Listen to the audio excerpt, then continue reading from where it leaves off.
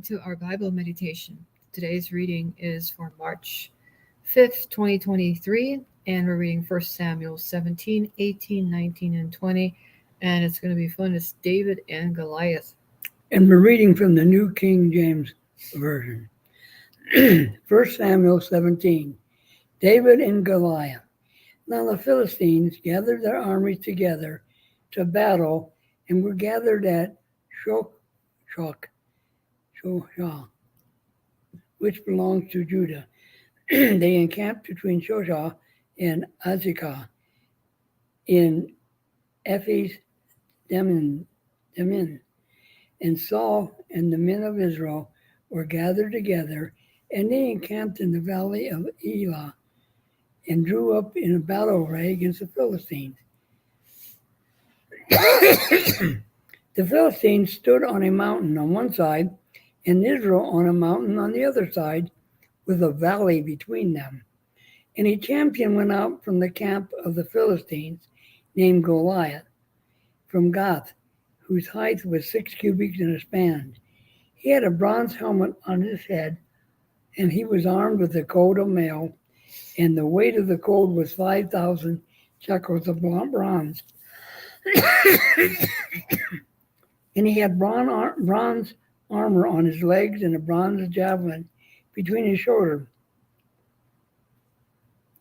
Now the staff of his spear was like a weaver's beam, and his iron spearhead weighed 600 shekels, and a shield bearer went before him. Then he stood and cried out to the armies of Israel and said to them, "Why have you come out to line up for battle? Am I not a Philistine, and you the servants of Saul? Choose a man for yourselves and let him come down to me. If he's able to fight with me and kill me, then we will be your servants. But if I prevail against him and kill you, then you shall be our kill him." I'm reading that. Yeah. But if I prevail against him and kill him, then you shall be our servants and serve us. And the Philistine said, "I defy the armies of Israel this day. Give me a man that we may fight together." When Saul and all Israel heard these words from the Philistine, they were dismayed and greatly afraid. Now David,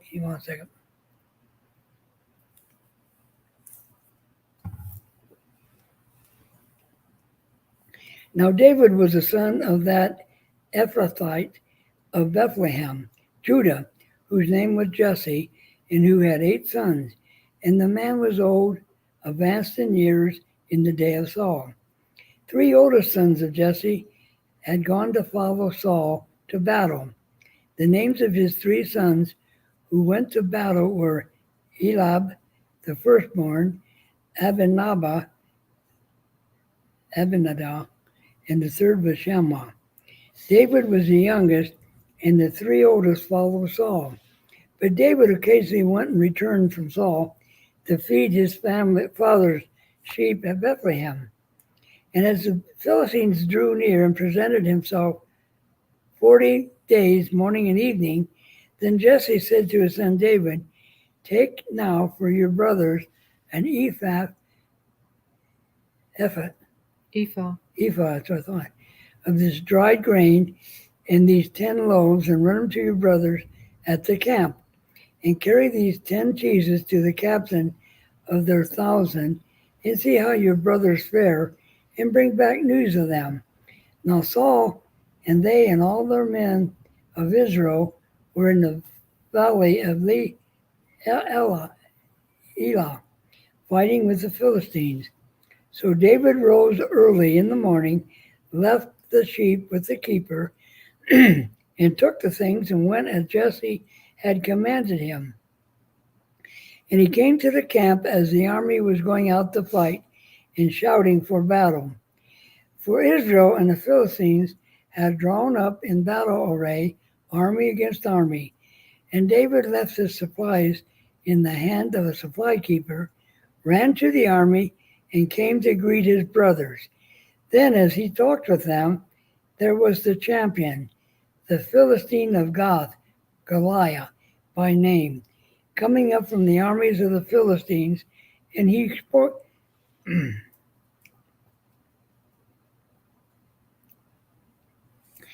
he spoke according to the same words.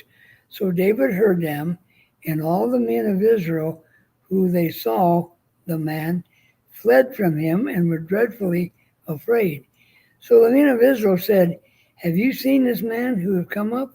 Surely he has come up to defy Israel, and it shall be that man who kills him.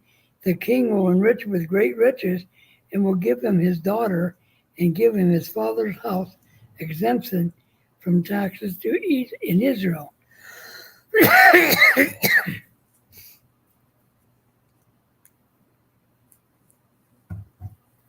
Then David spoke to the men who stood by him, saying, What shall be done for the man who kills this Philistine and takes away the reproach from Israel? For who is this uncircumcised Philistine that he should defy the armies of the living God? And the people answered him in this manner, saying, So it shall be done for the man who kills him. Now Eliab and his oldest brother heard when he spoke to the men, and Eliab's anger was roused against David, and said, Why did you come down here, and with whom you have left those few sheep in the wilderness? I know your pride and insolence of your heart, for you have come down to see the battle. And David said, What have I done now? Is there not a cause? Then he turned from him towards another and said the same thing. And these people answered him as the first one did. Now, when the words which David spoke were heard, they reported him to Saul, and he sent for them. Then David said to Saul, Let no man's heart fail because of him. Your servant will go fight this Philistine. And Saul said to David, You are not able to go against this Philistine to fight with him, for you are a youth, and he is a man of war from his youth. But David said to Saul, Your servants used to keep his father's sheep, and when a lion or bear came and took a lamb out of the flock, I went out after it, struck it, and delivered the lamb from his mouth.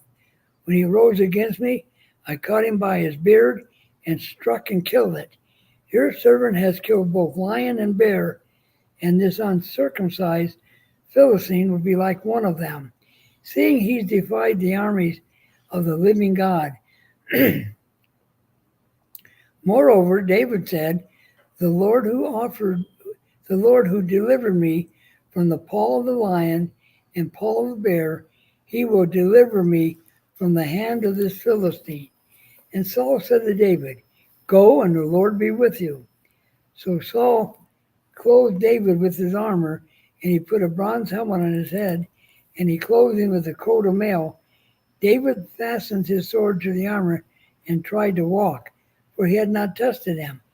And David said to Saul, I cannot walk with these, for I have not tested them. So David took them off. Then he took his staff in his hand, chose for himself 5 smooth stones from the brook, put them in his shepherd bag in a pouch, which he had, and a sling was in his hand. As he drew near to the Philistine, so the Philistine came and began drawing near to David, and the man who bore the shield went before him. And when the Philistine looked around and saw David, he disdained him, for he was only a youth, ruddy and good-looking. So the Philistine said to David, Am I a dog that you come to me with sticks? And the Philistine cursed David by his gods. And the Philistine said to David, Come to me, and I'll give your flesh to the birds of the air and the beasts of the field. Then David said to the Philistine, You come to me with a sword, with a spear, and a javelin, but I come to you in the name of the Lord of hosts, the God of the armies of Israel, whom you have defiled. This day the Lord will deliver you into my hands, and I will strike you and take your head from you. And this day I'll give the carcasses of the camps of the Philistines to the birds of the air and the wild beasts of the earth. that all earth may know there is a God in Israel.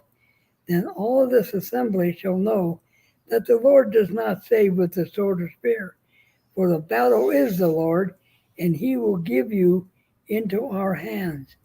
So it was when the Philistine arose and came and drew near to meet David, that David hurried and ran toward the army to meet the Philistine. Then David put his hand in his bag, took out a stone, and slung it, and struck the Philistine in his forehead, so that the stone sank into his forehead, and he fell on his face to the earth.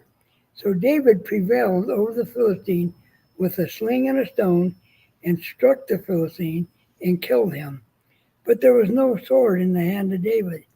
Therefore David ran and stood over the Philistine, took his sword, drew it out of the sheath, and killed him, and cut his head off with it. When the Philistines saw that their champion was dead, they fled. Now the men of Israel and Judah arose and shouted and pursued the Philistines as far as the entrance of the valley and to the gates of Ekron. And the wounded of the Philistines fell along the road to Shararim, even as far as Garth and Ekron. Then the children of Israel returned from chasing the Philistines, and they plundered their tents. And David took the head of the Philistine and killed them, but he put his armor in his tent. When Saul saw David against the Philistines, Abner, the commander of the army, Abner, whose son is this youth? And Abner says, as your soul lives, O king, I do not know. The king said, inquire whose son this young man is. Then David returned from the slaughter, took him, brought him before Saul with the head of the Philistine in his hand. And Saul said to him, whose son are you, young man? And David answered, I am the son of your servant. Just wow, that was good. Yeah, that was good. Okay, chapter 18. Saul resents David. Now when he had finished speaking to Saul, the soul of Jonathan was knit to the soul of David, and Jonathan loved him as his own soul. Saul took him that day and would not let him go home to his father's house any more. Then Jonathan and David made a covenant because he loved him as his own soul. And Jonathan took off the robe that was on him and gave it to David with his armor, even to his sword and his bow and his belt. So David went out wherever Saul sent him and behaved wisely. And Saul set him over the men of war. And he was accepted in the sight of all the people, and also in the sight of Saul's servants. Now it had happened as they were coming home, when David was returning from the slaughter of the Philistine, that the women had come out of all the cities of Israel, singing and dancing to meet King Saul, with tambourines, with joy, and with musical instruments. So the women sang as they danced and said, Saul has slain his thousands, and David his 10,000s. Then Saul was very angry, and the saying displeased him, and he said, they have ascribed to David 10,000s, and to me they have ascribed only thousands. Now what more can he have but the kingdom? So Saul eyed David from that day forward.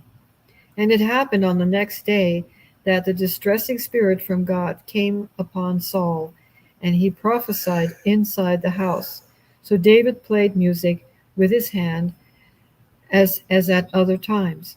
But there was a spear in Saul's hand, and Saul cast the spear, for he said, I will pin David to the wall.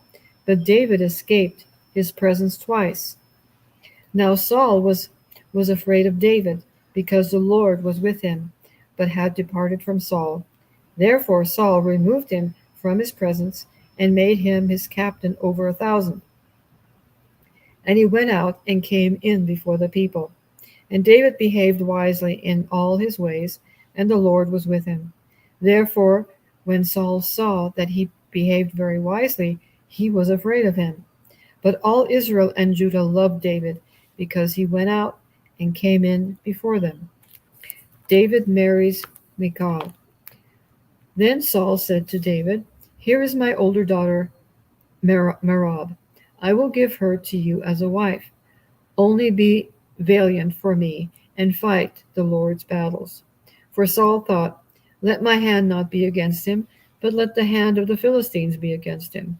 So David said to Saul, "Who am I, and what is my life, or my father's family in Israel, that I should be son-in-law to the king?" But it happened at the time when Merab, Saul's daughter, should have been given to David, that she was given to Adriel the Maholathite as a wife. Now Michal, Saul's daughter, loved David, and they told Saul, and the thing pleased him. So Saul said, "I will give her to him, that she may be a snare to him, and that the hand of the Philistines may be against him." Therefore Saul said to David a second time, "You shall be my son-in-law today." And Saul commanded his servants, "Communicate with David secretly, and say, 'Look, the king has delight in you, and all his servants love you. Now therefore become the king's son-in-law.'" So Saul's servants spoke these words in the hearing of David. And David said, "Does it seem to you a light thing to be a king's son-in-law, seeing I am a poor and lightly esteemed man?" And the servants of Saul told him, saying, "In this manner David spoke." Then Saul said, "Thus you shall say to David, 'The king does not desire any dowry, but 100 foreskins of the Philistines, to take vengeance on the king's enemies.'" But Saul thought to make David fall by the hand of the Philistines. So when his servants told David these words, it pleased David well to become the king's son-in-law. Now the days had not expired. Therefore David arose and went, he and his men, and killed 2,000 men of the Philistines. And David brought their foreskins, and they gave them in full count to the king, that he might become the king's son-in-law. Then Saul gave him Michal, his daughter, as a wife. Thus Saul knew that the Lord was with David, and that Michal, Saul's daughter, loved him. And Saul was still more afraid of David. So Saul became David's enemy continually. Then the princes of the Philistines went out to war. And so it was, whenever they went out, that David behaved more wisely than all the servants of Saul, so that his name became highly esteemed. Chapter 19. Saul persecutes David. Now Saul spoke to Jonathan his son, and to all of his servants, that they should kill David. But Jonathan, Saul's son, delighted greatly in David. So Jonathan told David, "My father Saul seeks to kill you. Therefore, please be on your guard until morning, and stay in a secret place and hide.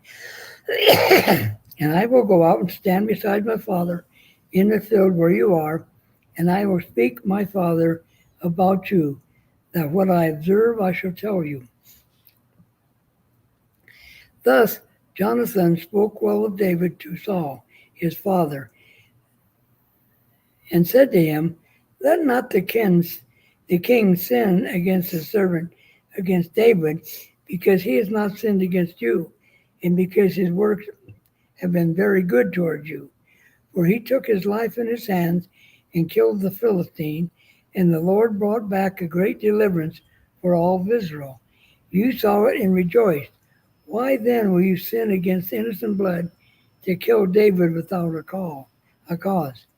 So Saul heeded the voice of Jonathan, and Saul swore, "As the Lord lives, he shall not be killed." Then Jonathan called David, and Jonathan told him all these things. So Jonathan brought David to Saul, and he was in his presence as in times past. And there was a war again. David went out and fought with the Philistines, struck them with a mighty blow, and they fled from him. Now the distressing spirit from the Lord came upon Saul as he sat in his house with his spear in his hand. And as David was playing music with his hands, then Saul sought to pin David to the wall with the spear, but he slipped away from Saul's presence, and he drove the spear into the wall. So David fled and escaped that night. Saul also sent messengers to David's house to watch him and kill him in the morning. And Michal, David's wife, told him, saying, "If you do not save your life tonight, tomorrow you'll be killed." So Michal let David down through a window, and he went and fled and escaped. And Michal took an image and laid it in the bed, put a cover of goat's hair for his head, and covered it with clothes. So when Saul sent messengers to take David, she said, "He's sick." Then Saul sent the messengers back to see David, saying, "Bring him up in the bed that I may kill him." And when the messengers came in, there was an image in the bed with a cover of goat's hair for his head. So Saul said to Michal, "Why have you deceived me like this and sent my enemy away so he's escaped?" And Michal answered Saul, "He said to me, 'Let me go, why should I kill you?'" So David fled and escaped and went to Samuel at Ramah and told him all that Saul had done to him. And he and Samuel went and stayed in Naioth. Now it was told Saul, saying, "Take note, for David is at Naioth in Ramah." So Saul sent messengers to take David. And when Saul the group of prophets prophesying, and Samuel standing as the leader of them, the Spirit of God came upon the messengers of Saul, and they also prophesied. And when Saul was told, he sent other messengers, and they prophesied likewise. Then Saul sent messengers a third time, and they prophesied also. Then he also went to Ramah and came to this great well that is at Sichu. So he asked, "Where are Samuel and David?" And someone said, "Indeed, they are at Naioth in Ramah." So he went to Naioth in Ramah. Then the Spirit of God was also upon him. And he went on and prophesied until he came to Naioth in Ramah. And he also stripped off his clothes and prophesied before Samuel in like manner, and lay down naked all that day and all that night. Therefore they say, Saul is Saul also among the prophets. Well, 20. Jonathan's loyalty to David. Then David fled from Naioth in Ramah and went and said to Jonathan, "What have I done? What is my iniquity, and what is my sin before your father, that he seeks my life?" So Jonathan said to him, "By no means, you shall not die. Indeed, my father will do nothing either great or small without first telling me. And why should my father hide this thing from me? It is not so." Then David took an oath again and said, "Your father certainly knows that I have found favor in your eyes, and he has said, 'Do not let Jonathan know this, lest he be grieved.' But truly, as the Lord lives, and as your soul lives, there is but a step between me and death." So Jonathan said to David, "Whatever you yourself desire, I will do it for you." And David said to Jonathan, "Indeed, tomorrow is the new moon, and I should not fail to sit with the king to eat. But let me go, that I may hide in the field until the third day, that at evening. If your father misses me at all, then say, 'David earnestly asked permission of me that he might run over to Bethlehem, his city, for there is a yearly sacrifice there for all the family.' If he says thus, it is well, your servant will be safe. But if he is very angry, be sure that evil is determined by him. Therefore you shall deal kindly with your servant, for you have brought your servant into a covenant of the Lord with you. Nevertheless, if there is iniquity in me, kill me yourself, for why should you bring me to your father?" But Jonathan said, "Far be from you, for if I knew certainly that evil was determined by my father to come upon you, then would I not tell you?" Then David said to Jonathan, "Who will tell me, or what if your father answers you roughly?" And Jonathan said to David, "Come, let us go out into the field." So both of them went out into the field. Then Jonathan said to David, "The Lord God of Israel is witness, when I have sounded out my father sometime tomorrow, or the third day, and indeed there is good toward David, and I do not send to you and tell you, may the Lord do so, and much more to Jonathan. But if it pleases my father to do you evil, then I will report it to you, and send you away, that you may go in safety. And the Lord be with you, as he has been with my father, and you shall not only show me the kindness of the Lord while I still live, that I may not die, but you shall not cut off your kindness from my house forever. No, not when the Lord has cut off every one of the enemies of David from the face of the earth." So Jonathan made a covenant with the house of David, saying, "Let the Lord require it at the hand of David's enemies." Now Jonathan again caused David to vow, because he loved him, for he loved him as he loved his own soul. Then Jonathan said to David, "Tomorrow is the new moon, and you will be missed, because your seat will be empty. And when you have stayed 3 days, go down quickly and come to the place where you hid on the day of the deed, and remain by the stone Ezel. Then I will shoot 3 arrows to the side, as though I shot at a target. And there I will send a lad, saying, 'Go find the arrows.' If I expressly say to the lad, 'Look, the arrows are on this side of you, get them and come,' then, as the Lord lives, there is safety for you and no harm. But if I say thus to the young man, 'Look, the arrows are beyond you,' go your way, for the Lord has sent you away. And as for the matter which you and I have spoken of, indeed the Lord be between you and me forever."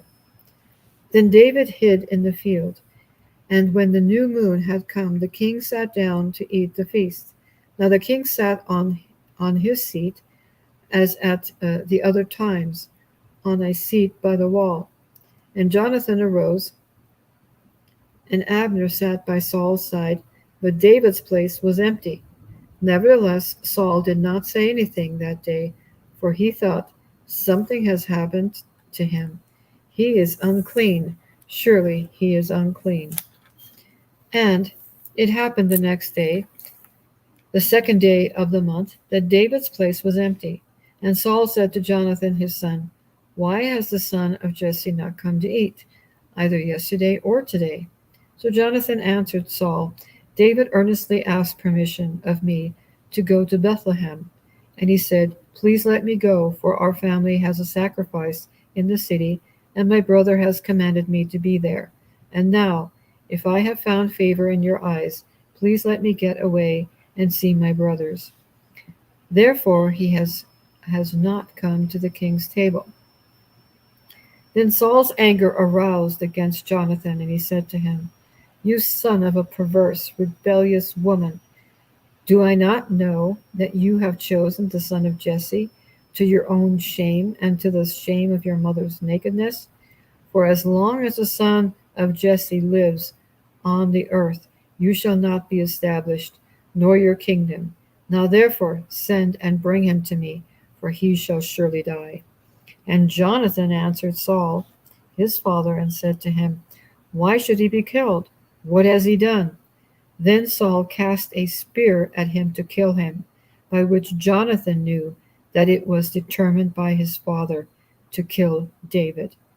So Jonathan arose from the table in fierce anger and ate no food the second day of the month, for he was grieved for David, because his father had treated him shamefully.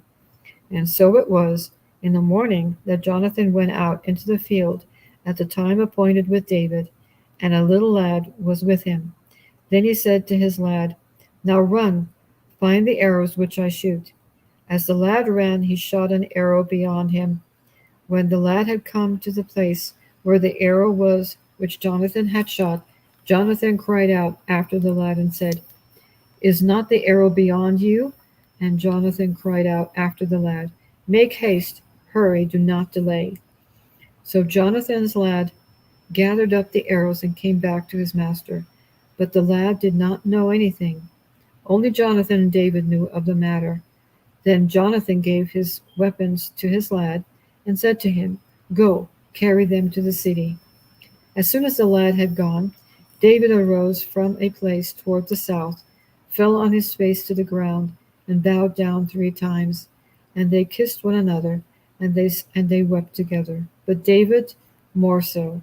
Then Jonathan said to David, Go in peace, since we have both sworn in the name of the Lord, saying, May the Lord be between you and me, and between your descendants and my descendants forever.